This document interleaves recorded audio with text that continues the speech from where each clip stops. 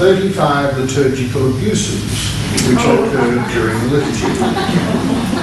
The MC heard him out and then said, "Yeah, we must make sure we get it right next time." All being well, and Bill avoiding further promotion, next time should have come around in just another 26 years. Shortly after the ordination, I was conducting a day of prayer and reflection for the priests of the Waggadists in New South Wales. I'd been invited by their bishop, William Brennan, the nephew of the William Brennan at whose feet I had sat as a schoolboy. After lunch, the bishop and I went for a stroll.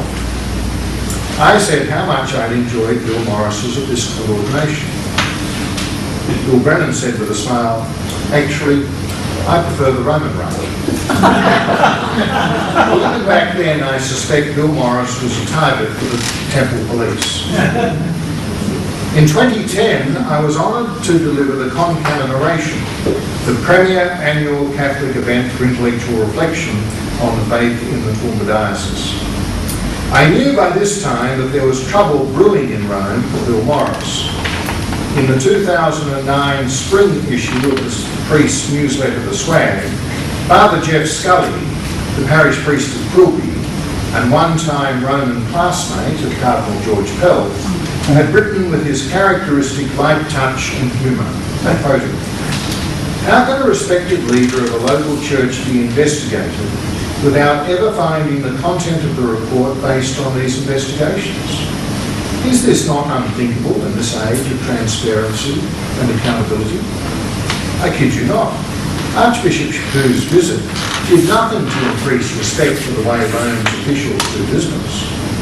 After the Chaput visit, not many Toowoomba people were expecting to find in their mailboxes a wee note from Denver, Colorado, saying how much he enjoyed his visit to our part of the world, how enriching the experience had been for him, and how much he had learnt. Learning did not seem to be part of the exercise. In the Concanon Oration, I said, "As far as we all know, the investigation is ongoing. Is it not time for the open conversation to commence? Is it not time for all of us to learn new pastoral ways of being church before new generations in country areas of Australia are completely denied access to the sacraments?" The MC for the evening was Patrick Noonan, one of Toowoomba's most respected solicitors. He'd been school captain at Balmains in my first year there. At dinner, clergy and the legal profession discussed the appalling abusive process which was occurring in Rome in relation to their bishop. We hatched a plan for putting the spotlight on the administrative abuses being orchestrated from Rome. Speaking to Jeff Scully in preparation for this evening, Jeff was very upbeat about the new direction of our church under the leadership of Pope Francis. He is confident that whistleblowers and the disaffected temple police wouldn't get the same inside running in Rome now as they did when they set out to do in the Bishop of Toowoomba. Jeff thinks Pope Francis would have the good pastoral sense to refer the matter back to the Australian Catholic Bishops' Conference. He thinks the bishops would need to show some resolve, either siding with the whistleblowers or with their fellow bishop. Jeff insists that Morris always took advice of his own clergy and his pastoral team. He was a servant of the servants of God who was welcomed and was welcoming from Toowoomba to Birdsville. Under Francis, we can be sure that the local church is not just to be treated as a branch office of Rome Central. Jeff recalls how exemplary Morris was in dealing with child sexual abuse. You'll recall that he asked Rome to delay his forced retirement until he could deal with the abuse crisis in a Toowoomba school, where he had even had the foresight to engage a retired High Court judge to mediate the issue. Rome had other priorities, preferring that the diocese be without a bishop while that matter was resolved. It's been very difficult to work out why Bishop Morris was sacked. It's been a moving target. At first, the concern seemed to be over the third rite of reconciliation and his failure to drop everything and come to Rome when Cardinal Arinze specified. Bill pointed out that he was due in Rome 4 months after the specified date, and that Rome didn't happen to be just next door, so surely things could wait until then. It seems that over time Bill had mended his ways on the third rate to comply with Rome's new strictures. So then there was his Advent pastoral letter of 2006. Now we're left confused as to whether Morris was sacked chiefly for what he wrote in that letter, or for what was reported by Chaput in 2007, or for what was reported to Rome by those sometimes described as the Temple Police. You see, if he was to be sacked for the pastoral letter in November 2006, why go to the trouble of sending out the Visitator in April 2007? Let's consider the offending section of the pastoral letter as it was later quoted in Vatican documents. This is what Bill had written. Given our deeply held belief in the primacy of Eucharist for the identity, continuity and life of each parish community, we may well need to be much more open towards other options of ensuring that Eucharist may be celebrated. Several responses have been discussed internationally, nationally and locally. Ordained, married, single or widowed men who are chosen and endorsed by their local parish community, welcoming former priests, married or single, back to active ministry, ordaining women, married or single, recognising Anglican, Lutheran and United Church orders. He continued to write, while we continue to reflect carefully on these options, we remain committed to actively promoting vocations to the current celibate male priesthood and open to inviting priests from overseas. If he was sacked for what he wrote in his Advent letter about the possible ordination of women, married priests, and recognition of other orders, Rome willing, there would have been no need to send Archbishop Chaput later to make his visit and his report. And let's remember that Morris had published a clarification of his pastoral letter on his website. Let me read that clarification to you. In my Advent pastoral letter, I outlined some of the challenges facing the diocese into the future. In that letter, I made reference to various options about ordination that were and are being talked about in various places as part of an exercise in further investigation of truth in these matters. Unfortunately, some people seem to have interpreted that reference as suggesting that I was personally initiating options that were contrary to the doctrine and discipline of the Church. As a bishop, I cannot and would not do that, and I indicated this in the local media at the time.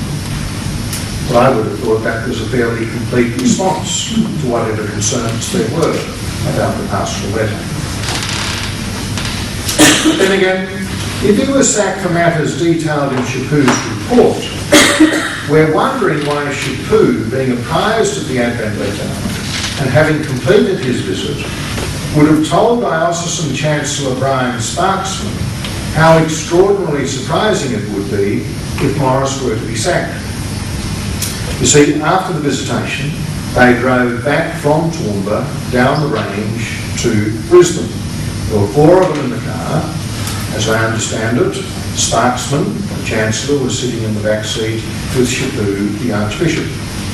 And as they drove back to Brisbane, Chaput told Sparksman, and I quote, and I verified this personally with Sparksman, "I would be astonished if you were to lose your bishop."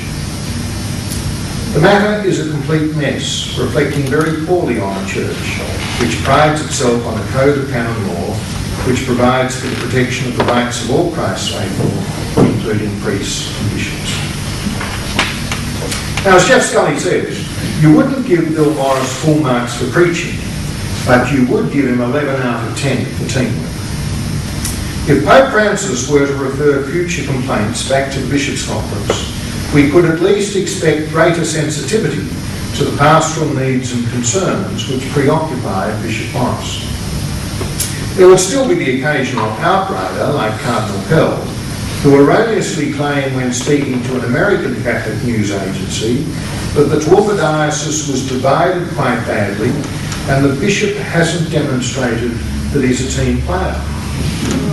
That's quite a claim coming from an archbishop whose own auxiliary, Geoffrey Robinson, had cause to say on Radio National, he's not a team player, he never has been. I think part of the problem has been that in our church people have had in mind two separate teams. There's the Roman Curia team and there's the local church team.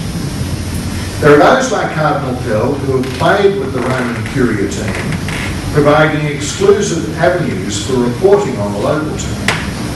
And then there are those like Bishop Morris, who have played with the local church team, knowing little about the workings of the Roman team. One message of Francis is that it's time to bring both teams together, and that the Roman team is not always right. Consider what Pope Francis said in his recent apostolic exhortation that we met and discussed last time I was here, Evangelii Gaudium. This is part of what he wrote.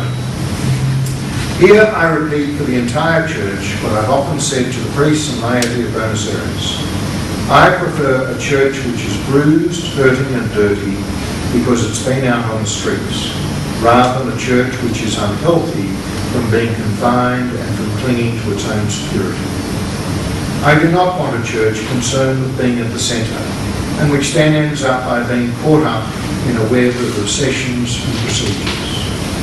If something should rightly disturb us and trouble our consciences, it's the fact that so many of our brothers and sisters are living without the strength, light and consolation born of friendship with Jesus Christ, without a community of faith to support them, without meaning and a goal in life. More than by fear of going astray, my hope is that we'll be moved by the fear of remaining shut up within structures which give us a false sense of security, with rules which make us harsh judges, within habits which make us feel safe, while at our door people are starving and Jesus does not tire of saying to us, give them something to eat.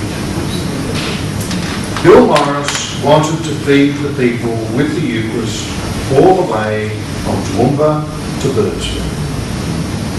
Some of the most heartening remarks out of all this profoundly disheartening saga, detailed by Bishop Morris, have been the public affirmations of some of his fellow Queensland bishops.